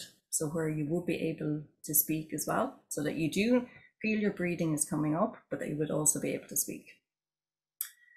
Then in relation to how much, there are like some of the kind of health bodies like the WHO and in America, the CDC. So what a lot of these organizations are talking about is like approximately 150 minutes of moderate intensity exercise per week. They're also now saying ideally to include some muscle strengthening in this as well. But as for any medical condition or at a given time in your life, this may not be possible, but it's good to have a guide and to kind of know what is being advised. If you haven't been exercising or you're worried about like a change or a new symptom, my advice would be to speak to someone in your medical team. So to a nurse, physiotherapist, or your GP or your physician. So I guess then my, like I suppose take home message, or like what I really would hope, is that you would be, I suppose, see exercise like not just as a chore, but something that really it is part of your life. So it's a key to your physical and mental health in all stages of your life. So whether you have a medical condition or not, it's going to be one of those things that will help you to be as well as you can be. Okay, and yeah, thank you very much. And if there's any questions, I'm going to see if I can stop sharing. I'll stop sharing there for you. Yeah, and maybe I can get my video. Nope. Sorry, I don't know why I have disappeared, but I'm here. You are here, and we were able to follow you. Yeah, it's very strange. But yeah. I think you're off the hook, Eimear. There's no questions come in, which means that it was clear and concise. And if anyone has any later, just send them in, and I can keep an eye also. So. We will do, of course, Eimear. Thank you for that. I'm going to hand over to Eddie. I'm going to get him to unmute there. Yep, perfect. Thanks, Justin. Thanks again, Eimear. Very interesting. We just have to get up and do it from now on. Welcome back, everybody. And our next speaker is Carita Bramhill, who is a researcher at Trinity College, Dublin. Carita's presentation is called Unmet Needs and Idiopathic Pulmonary Fibrosis. I'll hand over to you now, Carita. As Eddie suggested, my talk today is on the unmet needs of patients living with a diagnosis of idiopathic pulmonary fibrosis. I just started my second year of my PhD program, and it's a 4-year program. Yay! There we go. Here we are. So I just started. I might just go back to the first slide if that's okay. No problem. There we go. Justin, will I need you to move those slides? Yeah. If you just tell me next slide. Perfect. Yeah. Okay. Thank you so much. So I just started in the second year of my PhD program, and it's a 4-year program. And I guess in the first year, it was really a lot of reading and a lot of getting through ethics in the various different hospitals in order for me to conduct my study. So a lot of that is now completed. And I suppose I'm hoping that I've reached the top of the very first mountain, and I'm back down in the valley and anticipating climbing the next mountain, as is the PhD. I'm lucky at this point that this year the Irish Research Council have awarded my study some funding, which as a researcher is essential in order to be able to conduct your research. This little squiggly thing, this box on the left-hand bottom side of the screen, is called a QR code. And I'm going to just let people know what that is, because I have to be honest, I wasn't really sure how to use QR codes myself, and then found myself in the unenviable position of having to create one and then let other people know how they work. But I now feel I'm competent in relation to QR codes. So this QR code, this little box on the left-hand screen, is actually a link to my study in order for patients to be able to complete the study or to find out some information about the study. And it's a simple case of opening the camera function on your phone, holding the camera as if you're taking a picture up to the QR code. And after a second or so, you will see a link pop up on your screen, and you simply click it and it brings you through to information about the study. Now, just because you click into it doesn't mean that you have to participate in the study. It just means it's bringing you into giving you some information. So I may return to that slide at the end to give people an opportunity to hold their cameras up to it if they would like to get information. So we might just move to the next slide. So as has been so eloquently discussed today, and patients, I'm sure who are attending here, have a good understanding of what IPF is, but I might just mention that this is a chronic, progressive and irreversible interstitial lung disease. IPF results in increasing loss of lung function and impaired quality of life. And as we heard earlier on, some of the symptoms that we tend to see patients present with into clinic would be breathlessness and cough, and they would be quite typical of seeing patients in the clinic initially with these symptoms. When we think about needs and unmet needs, we have to think about, I suppose, the burden of disease. And I like to look at this through, I suppose, a systemic lens. It moves beyond just the patient, but also onto those living with the patient, families, carers, and indeed the healthcare system. And we can see that the burden can be reflected in acute hospitalizations and high symptom burden for patients. We'll just move on to the next slide. So I guess in terms of numbers, and that's what epidemiology is all about. It's all about providing the backdrop or the landscape of who exactly has this condition, how many patients are there, how many patients get diagnosed every year with this condition. And I guess as a researcher and someone who's specifically researching unmet needs, I truly believe that understanding the epidemiology of the condition is a fundamental basic right that we should have in this country as regards understanding how many people have the condition. Now, we're basing a lot of our information on estimates. So we believe that there are about 1,000 plus patients with the condition in this country at this time. We believe, again, based on estimates, that around 400 new cases are diagnosed annually.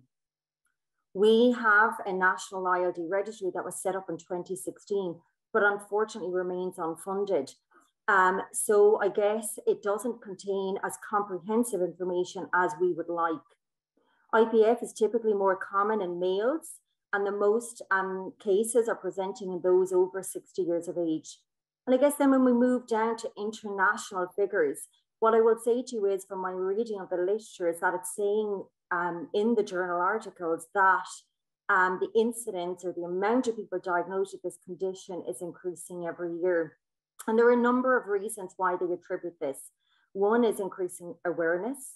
Secondly is an aging population. And thirdly are improved diagnostics. Okay. So I guess my study or my PhD proposal, when I initially thought about doing this research, was to look at and investigate the unmet needs and quality of life outcomes of patients living with a diagnosis of idiopathic pulmonary fibrosis. It's broken down into a number of objectives, but I guess the two key objectives from my study are to establish the unmet needs and quality of life of patients living with a diagnosis of IPF, from not only the perspective of patients, but also further evaluated by the healthcare professionals caring for patients. And then my objective number 2 is to inform the continuing development of services and healthcare delivery of patients in Ireland living with a diagnosis of IPF. So I guess when we conceptualize or we come up with a piece of research and we consider, our motivation for doing the research, or why is this research needed in the first place, we have to establish, I guess, the landscape of IPF in Ireland and consider why would people want to know about this research? Why would they want to read about it? So I guess one of the fundamental needs of patients living with a diagnosis of IPF is that we welcome further research in order to develop new therapeutics. We know that in 2011, that the two antifibrotics that have been so well spoken about today as regards Lindsay's talk in relation to some of the pharmacological therapeutics that are available in the form of nintedanib and pirfenidone. But of course, we would welcome new therapeutics for patients. We would welcome new medicines that could be offered to patients, particularly for those patients where those antifibrotic medicines simply do not suit them. And then I mentioned that in 2016, we set up an ILD registry in conjunction with the Irish Thoracic Society. But unfortunately, that still remains unfunded. So we can only provide estimates at this stage as to how many people actually have this condition in this country and how many people annually are diagnosed with it. So that we would like to see that change, and we would like to see a funded ILD registry in this country. At this moment, we have no dedicated clinical care pathway for patients with a diagnosis of IPF. And of course, there are marked differences between IPF and other respiratory conditions. We're also looking at a population who may experience other comorbidities. And we heard earlier on about some of the other conditions patients may also be experiencing, such as gastroesophageal reflux disease, such as cardiovascular conditions. So these are all other considerations and also needs that patients have that go across not only respiratory conditions, but also into other disciplines. This requires multiple layers of support, including shared care across the disciplines. And then we consider the symptom management. So we've spoken about some of the cough and the breathlessness that patients may experience. But what about the symptoms associated with some of the medicines that we offer to patients? So we've heard already that with the antifibrotic medicines, that they also carry some symptoms that patients may experience. So how do we best support patients in consideration of the symptoms they may be experiencing? And then again, when we look beyond the individual and we look at the impact of a diagnosis on not only them, but also the people in their families, the carers, and also the healthcare system.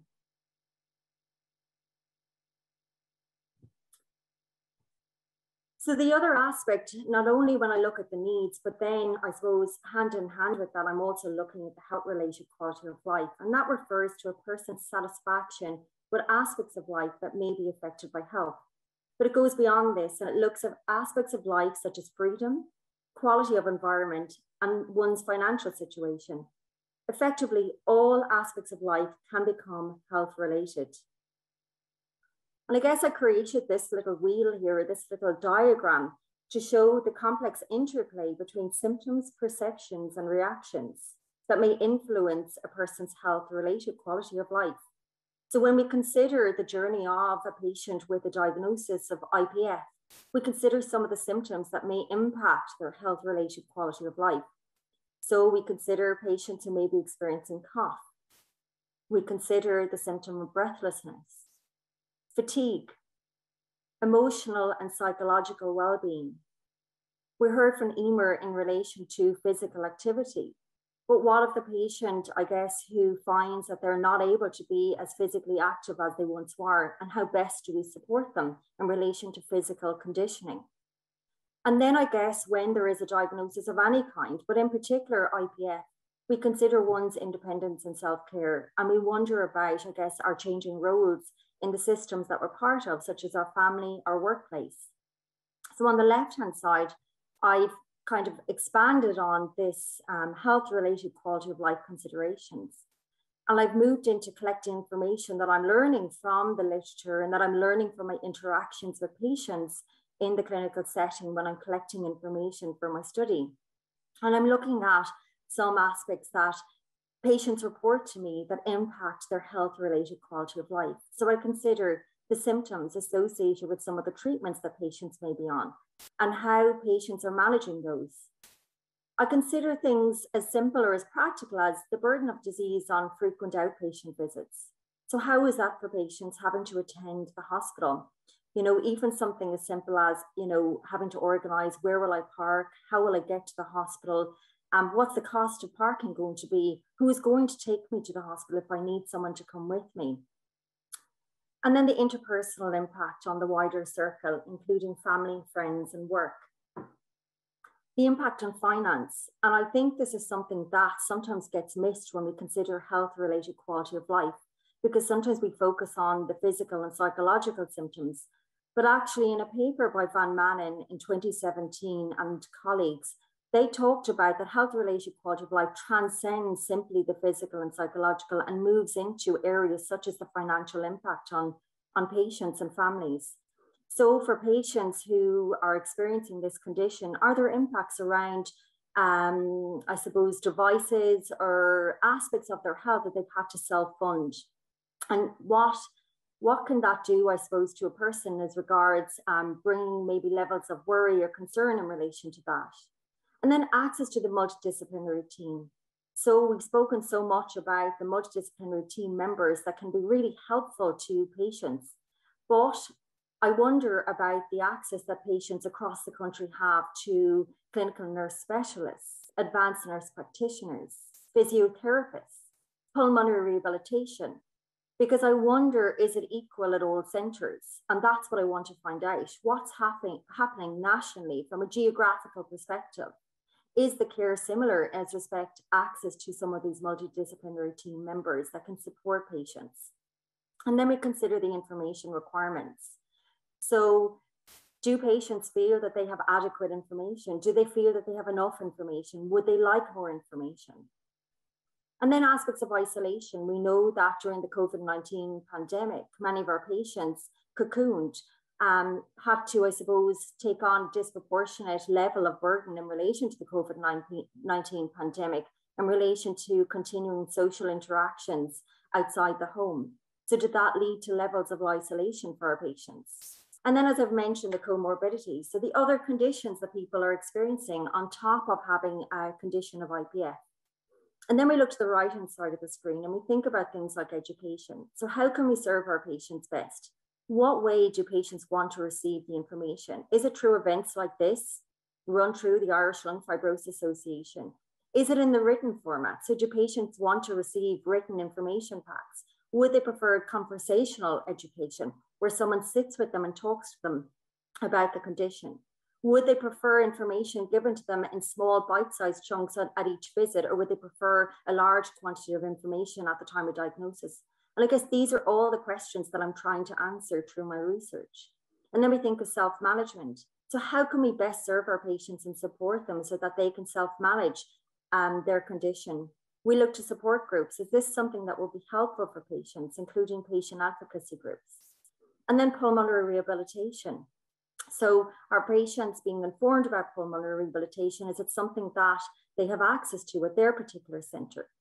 And then we think about, I guess, something like one area that I'm looking at is a thing called the social ecological model. And that, I suppose, brings into play the complex interplay between the person, the organisation or the hospital setting that they're attending, and indeed then policies. And one policy that we know in relation to cilantro care, which is, I suppose, a move to moving some of the care that we offer to patients into community settings. So how is that for patients? You know, is that something that works for patients? Have patients been able to engage in perhaps pulmonary rehabilitation, physiotherapy visits, nurse-led clinic visits in the community? And what's their evaluation of that setting? And then looking at other supports that patients let me know about that might be helpful. So I'm thinking of some of the centres around the country where patients have large travel requirements. So they don't simply live within 20 kilometres of the hospital setting, but they live far and wide beyond that. So what supports can we offer there? Not all patients have someone available to take them to the hospital. And then we move into palliative care. And I think there's certainly a move in the literature about moving beyond simply seeing palliative care as end-of-life care and instead viewing palliative care as an additional support in relation to symptom management for patients. And so this is something we as healthcare professionals see as really, really helpful in order to support the work that we do. and something that I want to include in my conversations with patients around their expectations about what palliative care might mean for them. And then, as I said, I put access to MDT on both sides because I think it's really, really important to wonder about the access needs that patients have in relation to the various team members. Okay. So when I was considering my work and my study, and I had to consider, you know, well, what healthcare needs am I actually talking about? And this was at the very beginning of the study when I was devising some of the patient report outcome measures, which are my questionnaires. And so I turned to the work of Benella and colleagues in 2016. They came up with the European IPF Patient Charter. Now we know since then that we've had other patient charters, including the Irish Lung Fibrosis Association Patient Charter. But I've used this as a kind of a baseline or a framework to frame my study around. And they talked about some of the needs that they identified were really, really important for patients. They spoke about early and accurate diagnosis. They talked about equal access to care, including medication and transplantation, irrespective of age. They talked about a holistic approach to standardized IPF management. They spoke about better access to palliative care and end-of-life care. And they spoke about comprehensive and high-quality information about IPF. And then I decided to move beyond the IPF Charter and to consider some contextual information. So what's different about Ireland? What happens here that may be slightly nuanced in comparison to our European neighbours? And so I looked at something like the COVID-19 pandemic and how our response to the COVID-19 pandemic was in relation to the way that we care for patients. I also looked at the Sláinte Care programme and that idea of moving some of the care that we offer to patients into community settings. I also looked at the idea of home monitoring. So things like looking at home spirometry for patients in the community and other aspects of patients' care that can be performed in the home. And then, as I said, the geographic spread. So what's happening around the country at the various different hospital sites in relation to the support that's available to patients at each of those hospital settings. And then I looked at areas around hybrid models of care. And of course, we saw an explosion of this during the COVID-19 pandemic.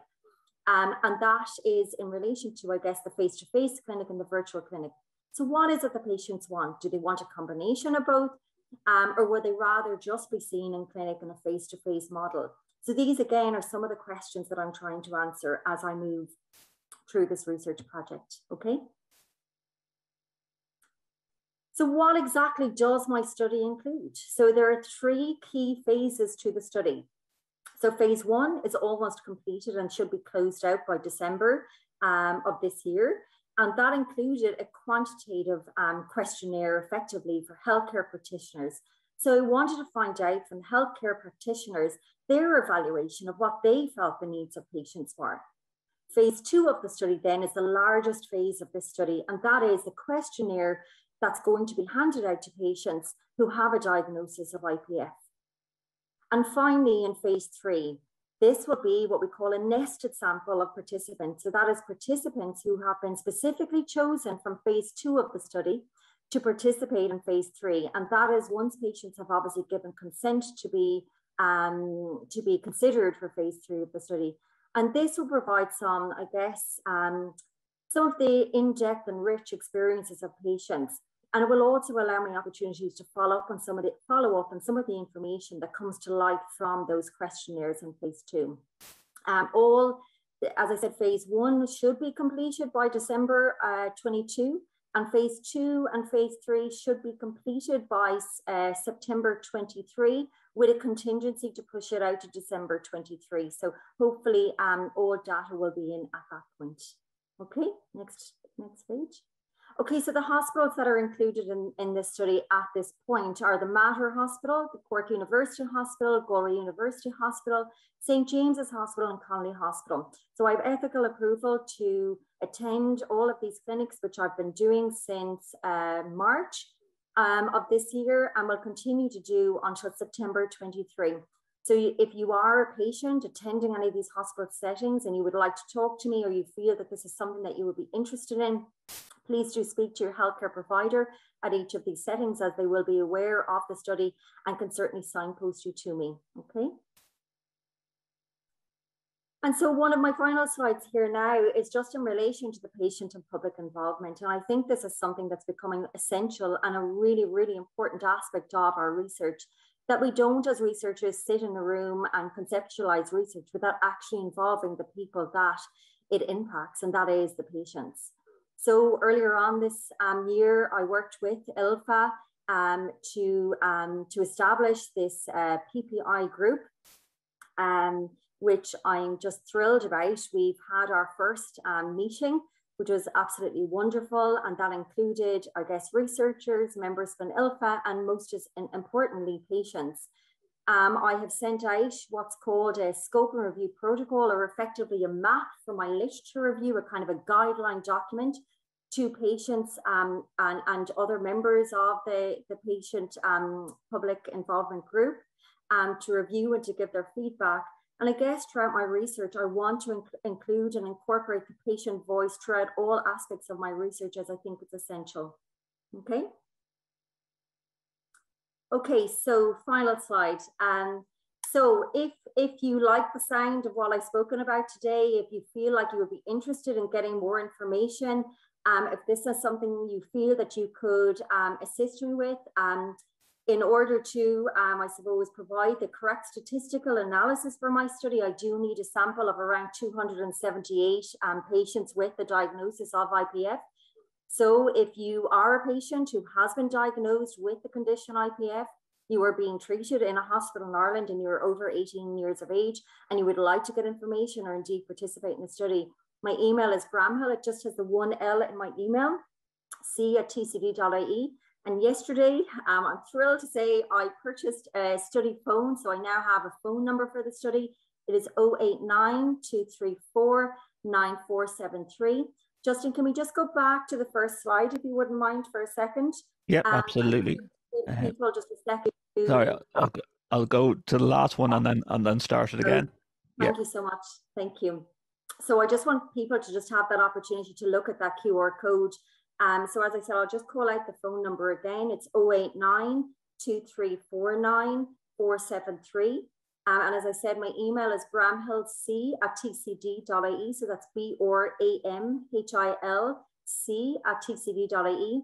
And then this is the QR code. So you just turn on the camera function on your phone, you hold it to the QR code.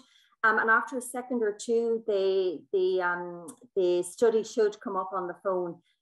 So thank you so much. And indeed, thank you to the patients and the healthcare professionals that I meet at the clinics who have been absolutely amazing in supporting my research. Thank you. I'm just going to leave that QR code up for another 30 seconds or so. I see there is one question there that you might want to answer privately there from an anonymous attendee. Probably about your studies and maybe getting involved as well, if you can see the QR. I can see it, and actually I'll say, look, I have approached many hospitals, and I guess, the hospitals that came back to me are the ones that have been included in the study. So if you are a patient, you are not in one of the listed hospitals that I mentioned, you can still participate. So I have ethical approval from the Faculty of Health Sciences in Trinity College Dublin to recruit participants who are not attending those hospitals. So you can get involved by phoning me or by emailing me, even if you're not attending those hospitals, because I have ethical approval for that now too. That is super. Thank you so much for that, Carita. I'm going to hand over to Eddie. I know people have been answering questions on our panelists have been answering questions throughout the whole presentation, but we're conscious of time, so I'll hand back to Eddie. Okay, thank you, Carita. A very detailed and good presentation. Thank you so much. Our fifth speaker today is Danny Sheahan. Danny is a researcher at Invisio Limited. ILFA has worked with Danny for a few years to develop, deliver, and analyze several of our research surveys. Earlier this year, we asked patients and caregivers to complete an online survey on the physical, emotional, and financial impact of lung fibrosis. I'm delighted to welcome Danny to talk about the results of this important survey. So Danny, I'll hand over to you now. Thank you. Thanks very much, Eddie, and thanks very much to ILFA for the opportunity to share these results with you today. I'll just bring up my slides here. No, that's okay. Yep. Yeah, that's perfect. Great stuff. Yeah. So I'll quickly go through the highlights of the results of this survey that was conducted in July of this year. So it was an online survey of ILFA patients and caregivers conducted over a couple of weeks in July. Today, we're looking at 155 responses. So that consisted of 102 patients, 32 of whom were on oxygen. And we also included 53 caregivers or family members in the survey. We had a very good representative response around the country. So 37 from Dublin and a good spread throughout the rest of the country. And just thanks very much to everybody who took part in the study. As Carita mentioned there, it's great to get a good number of responses in, and very important, and kind of giving you a robust number. So we were looking at the impacts of IPF across various levels. So for patients, we looked at the impacts on daily life and activities. The top impact for patients in terms of activities and day-to-day living, 94% reported fatigue or tiredness. Shortness of breath was reported by 81% of our respondents. Disturbed sleep by 80%, and coughing by 74%. So these are the top four, all experienced by the majority of respondents. We had other impacts reported, all by less than 50% of respondents, but significant nonetheless. Reflux, difficulty talking on the phone, problems eating or drinking, and stress incontinence included there. For caregivers or family members, we had fatigue and tiredness and disturbed sleep were in common among the top four impacts in common with patients. Caregivers also a majority reporting impact on socializing and impact on general health. We also noted significant impacts among caregivers on hobbies and the ability to pursue hobbies and their own exercise. So then in terms of patients' activities, 71% of patients reported experiencing problems with climbing the stairs. 71% with exercising. 67% experiencing problems in carrying out household jobs. And 65% with hobbies and leisure activities. Other impacts on daily living where spending time with family and friends would have been reduced, showering or taking a bath and getting dressed, again, but by less than 50% in all of those cases.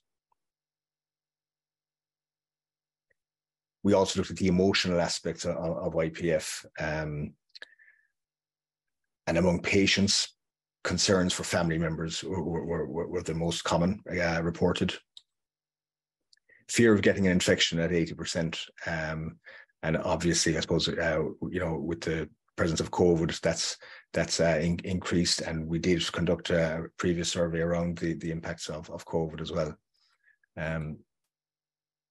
Anxiety experienced by 65%, low mood by 64% of patients, and again among caregivers or family members. Again, similarly, the concerns for family were the top emotional impact. Guilt or worry was also high among caregivers or family. So the question is, am I doing enough for the person I'm looking after? So they kind of worry about that. Loneliness, anger, and frustration also featured among caregivers and family members. And we had the financial impacts of IPF then. So patients, okay, so patients worrying about heating costs, that was the highest that we recorded. Electricity costs at 61%. day-to-day costs at 59% and your own income.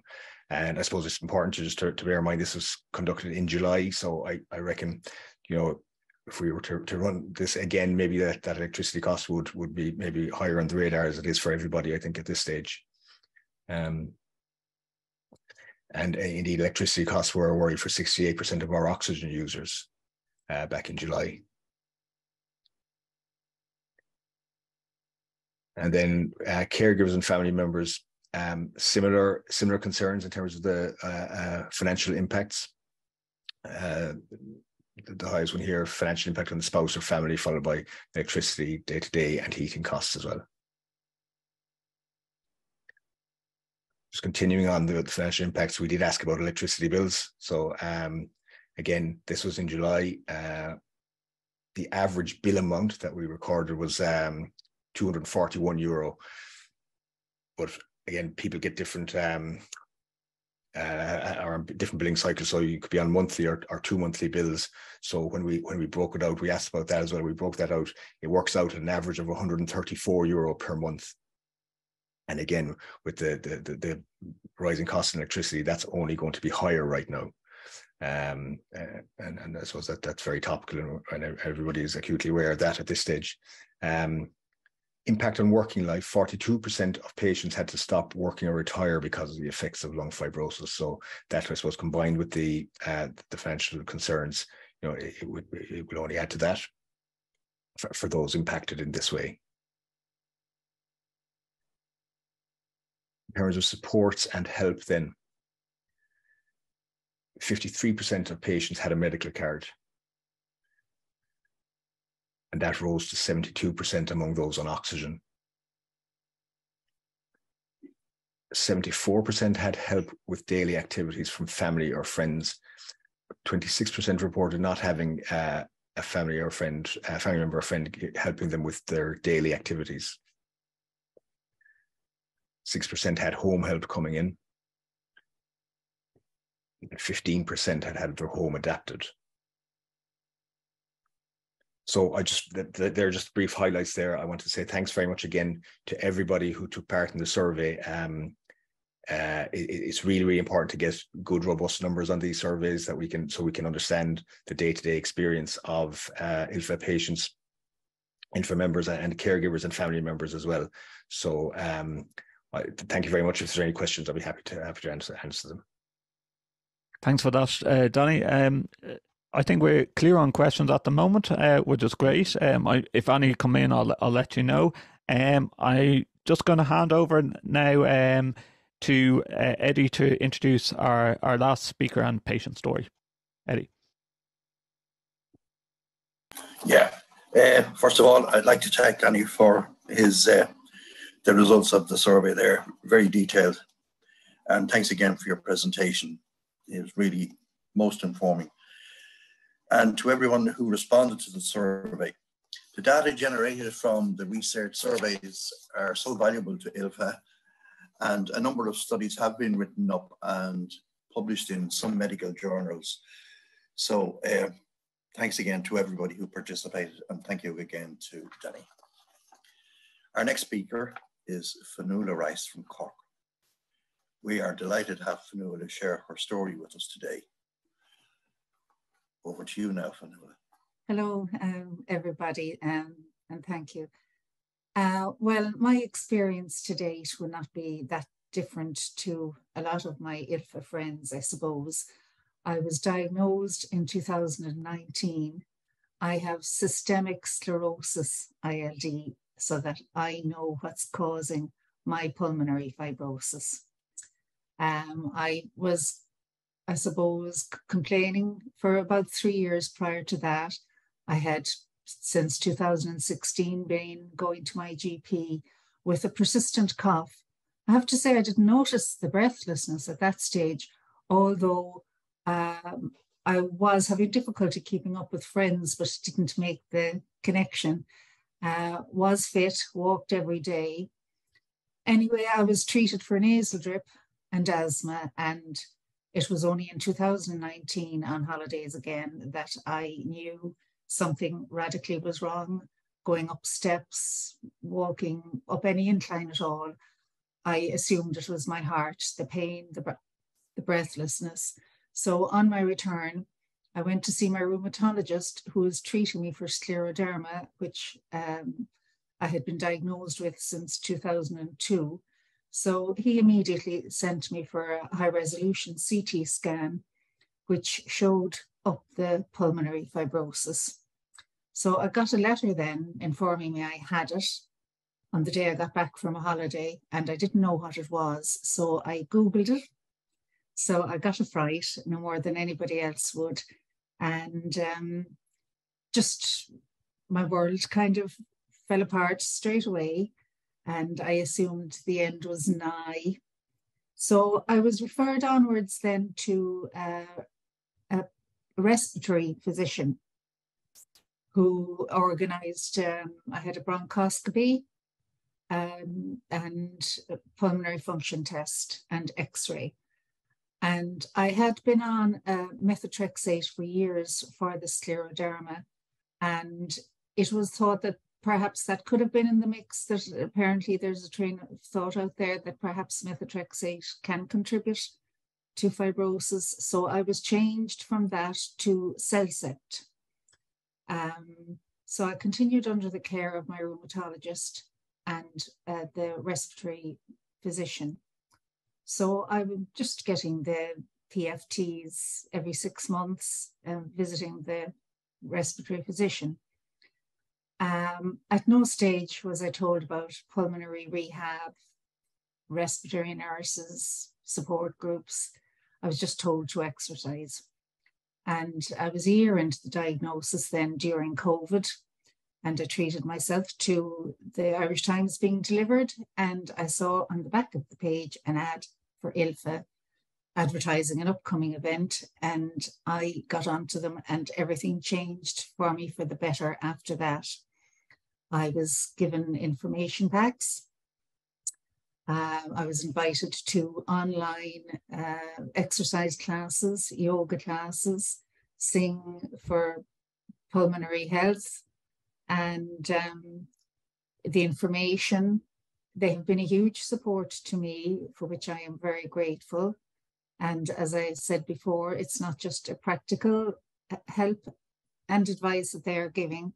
There's a huge psychological boost to being a member of ILFA as well, because it was the first time I got to speak to other people who had pulmonary fibrosis, who had similar experiences.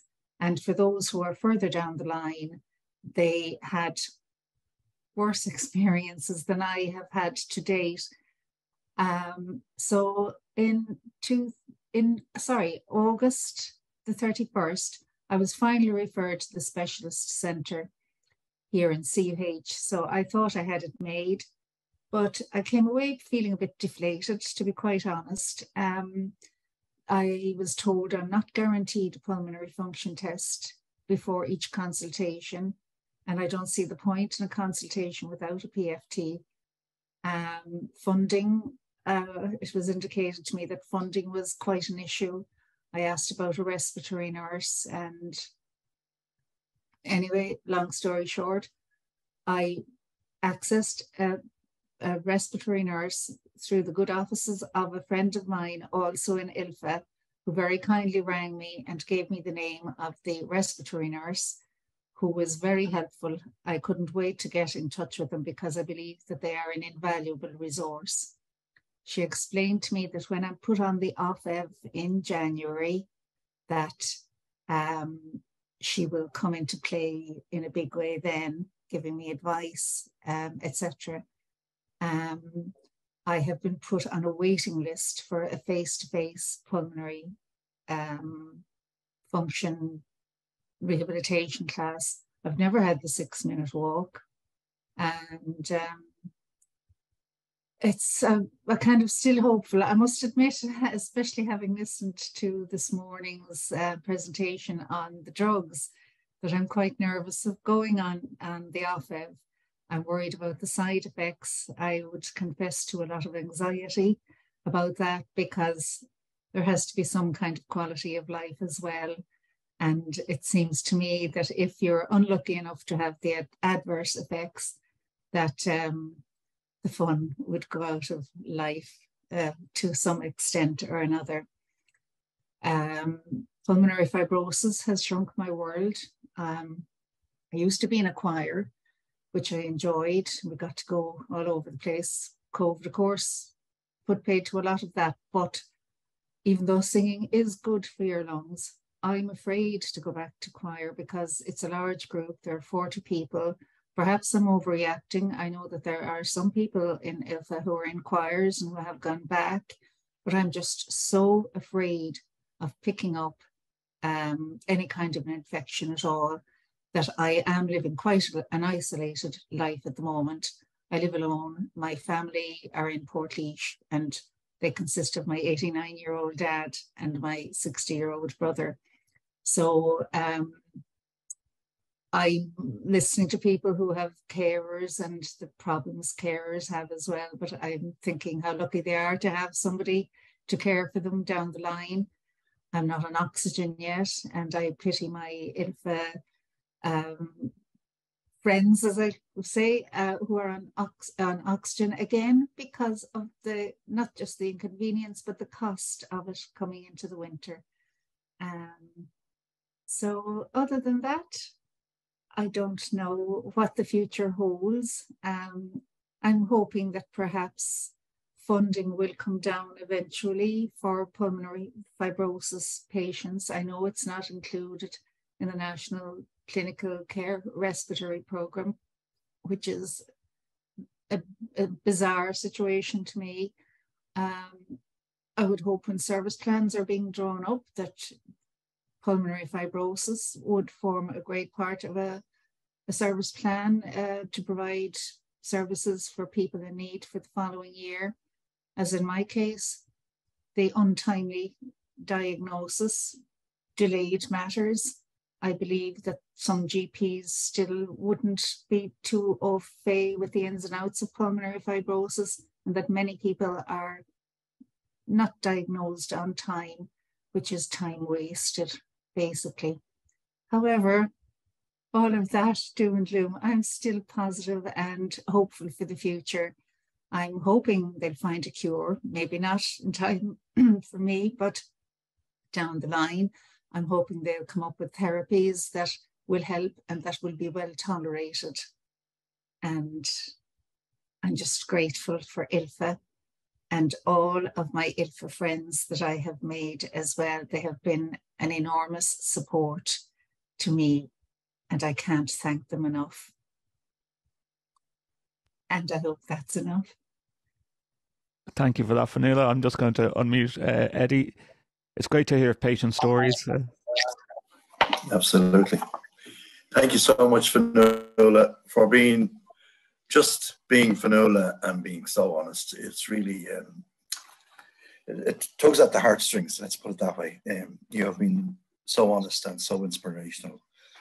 So just keep looking on the bright side of life. That's all I can say. And I wish you the very best. Thank you. Yeah. Okay, so now we come to the closing. My sincere thanks to all speakers for their excellent presentations. As always, we are grateful to everyone on the panel for their time, their expertise, and their kindness. I think that was a fantastic series of talks this morning. I'm also very grateful to Gemma O'Dowd and to Anne Griffin for all their hard work and dedication behind the scenes. We're enormously grateful to Justin for his expertise of managing technology to deliver this event online. It's really brilliant. Thanks to our amazing fundraisers who work hard to ensure that ILFA can continue our work. ILFA depends on fundraising and donations, and all support is greatly appreciated. If you would like to fundraise for ILFA, please get in touch. And if you or a family member is a member of a club or a society or a company, please consider ILFA as a potential charity partner. We would welcome the opportunity with open arms. Thank you to the ILFA board for their time and dedication to run the charity. If you have skills that would be useful to the ILFA board, particularly in finance and governance and legal matters, and have time to volunteer to help ILFA achieve our mission, please get in touch.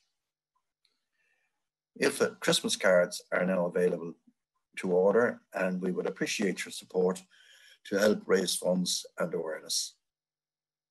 We hope you've enjoyed this Patient Information Day and will join us again, all going well, in 2023. So if I may say, thank you all once again for joining us today. I wish you all a lovely weekend. I'm asking you all to stay safe, and let me be the first to say Happy Christmas to you all and a very prosperous New Year. So, Slán.